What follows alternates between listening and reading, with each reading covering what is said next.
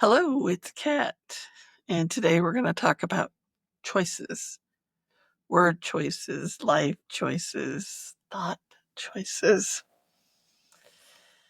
When I think about this, I think about the fact that the abusers like to drive the things that we talk about in Biderman's chart of coercion in.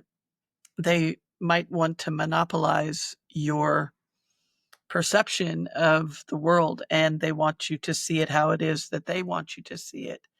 I'm asking you to come in with a different thought process of what it is that you think about the idea of what it is they're saying to you. And pay attention to your thoughts, because thoughts are things and you can change your thought. I'll give you an example of this thing that my dad used to say to me all the time. He used to say, um, just remember you can be fat, dumb, and happy. And he said it to me my whole life. And finally, one day I said to him, I said, what do you even mean by that? Because it makes no sense. And he says, it's a humbling statement because you see, you're never too far from fat. You're never too far from dumb. And you're never too far from happy. So no matter your given situation, you can make changes if you believe what uh, Dr. Wayne Dyer talked about, that thoughts are things, and they are, because we give them meaning. And so if an abuser is using some tactics like monopolizing your perception of how you're seeing the world, you can decide, I'm going to look at that my way. I'm going to think about that thought my way, about what it is they're saying to me, and question it. This is something you don't have to do with them. This is something you can do internally to try to understand more fully about who you are. Because I think that's important in this healing that we're trying to do. That's important in being able to develop a strong enough sense of self to get out of this mess that you may have found yourself in with an abuser.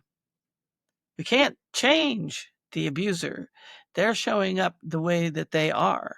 And you did nothing wrong by being where you are.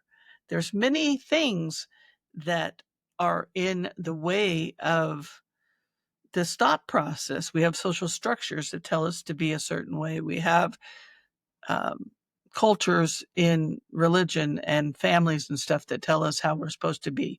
I'm asking you to come into self and to listen to self on how you think and how your thoughts are processing those bits of information that are coming in from other people. Because if you change your thoughts, you can change your life.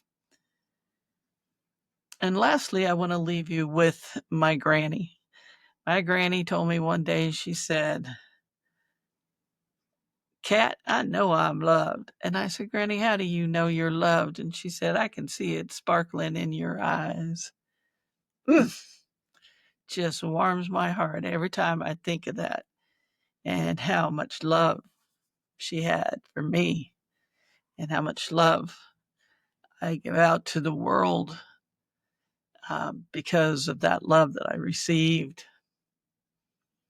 So please know you're loved. Please look up at the sky and know that my granny is sparkling down from up there. You are loved. Take care. Bye bye.